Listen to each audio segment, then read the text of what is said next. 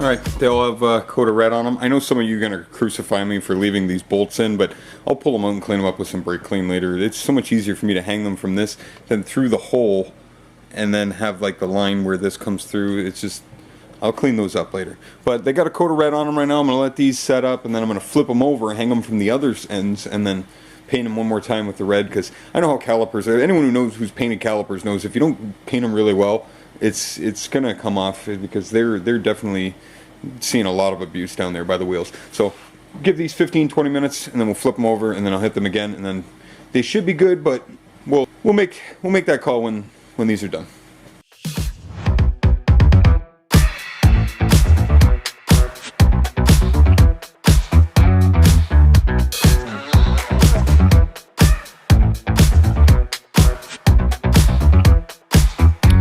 Some beefy calipers. Those things weigh like it feels like 10 pounds a piece, but it's probably not that. It's probably like 5 pounds a piece. I missed a spot right there. I'm gonna have to hit that and go over these one more time. See a couple little spots I missed, so get those, hit these one more time. But before I do, I'm gonna pull these bolts out now and I'll throw them in a bath of brake clean and clean them all up.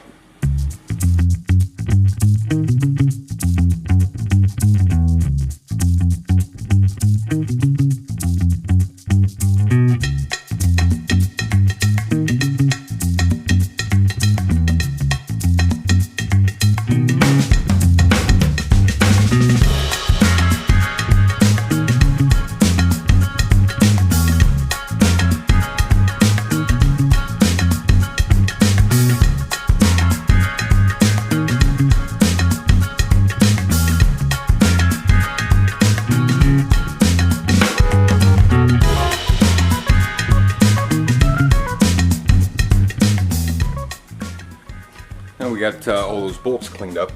We're waiting for that red paint to dry. I thought I'd show you guys something I picked up for Judy the other day. Too good of a deal to pass up, and my It was in town, and I thought, why not? So I got Judy a topper. Now, I know people aren't really big fans of toppers. This one's blue, so we're gonna paint it black. But I mean, this truck being as big and as long as it is, it looks like a freight train now with this topper. So I'm gonna probably go and get a nice match to her stock color. And I'm gonna paint this, and we're gonna paint the top of her fenders and some of this stuff too, probably. I don't know, maybe I'll just do a line, maybe a pinstripe down her. I don't know, I haven't decided yet. This stock paint, like from 10 feet looks good, this original paint, but up close, you can see it's rough. It's rough, a lot of sun damage. So, paint to be done on that, but fun little topper. The boys and I can go camping now.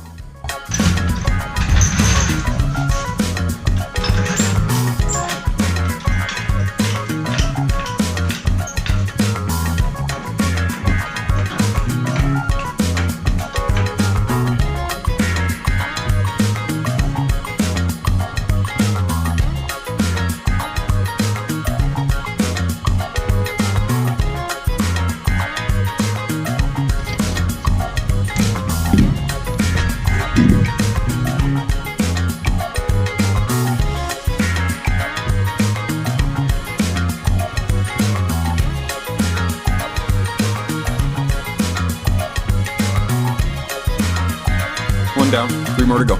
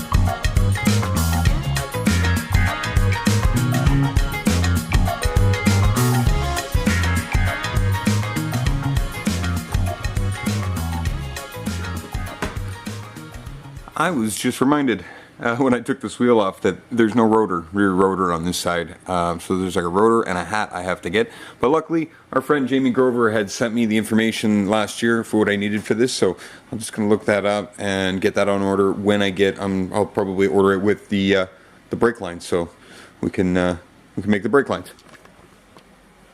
Which ought to be fun because I haven't bent brake lines or flared a brake line since high school. So one way or the other, put that tire back on. That's not really a problem. No big deal. I'll just order that up. I'll tell you what a bigger problem is, though. When I had the other side, the other tire off, I thought, hey, when I put on our slicks to see how it fits, that's the problem. It doesn't fit.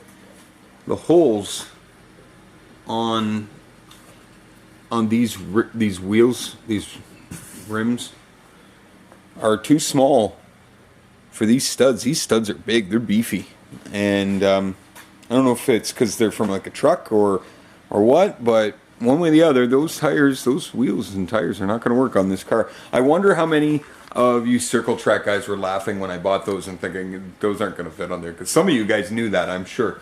Unfortunately, that means those wheels aren't going to fit. I'm going to have to put those up for sale. That's a shame. Alternatively, I could buy slicks for these wheels. Now these wheels are, it'd be kind of cool because then we'd have the, you know, NASCAR stock car looking wheels, kind of like, as like, you know, at least in the back, you know, as like a throwback to what Dodgey once was. And I could get, but they're a 16-inch wheel. They're a bit hard to find. You don't find 16-inch slicks very often. So I'm going to throw that tire and wheel back on, and then I'll order the rotor and the rotor, the hat, and the brake lines. And once we run when we run the brake lines, we'll put that rotor on. Okay, guys, that's going to do it for this week's episode. Last week's trivia was a bit of a harder one, and Pavel got it right. Pavel, I pinned your answer, so congratulations, Pavel. The question was, the KR200 was a bubble car produced by which aircraft manufacturer? Your options were A, Boeing, B, Messerschmitt, C, Lockheed, or D, Vickers. The correct answer was Messerschmitt, B. Very tough one. I'm surprised, Pavel. I'm surprised you got that. This one is harder, and I will be really surprised if any of you get this one without it being an absolute guess. This week's How Fast trivia question. In which country is it illegal to splash pedestrians by driving a car through a puddle? Your options are A, China, B, Japan, C, Malaysia, or D, Indonesia. So I look forward to hearing you guys' responses and your comments, and over the next week I'm going to start mapping out the shapes for over the fenders and along the front here, and we're starting bringing in body panels to put back on Dodgey. I also promised you guys I'd tell you a bit about Dodgey's first startup, so we're going to save that one for next week. I'm going to put the brake components we were talking about on order this week, and hopefully we'll have something in a couple weeks where we can actually run those brake lines and put that rotor in. So I'll catch up with you guys next time and find out how fast we can make this car go.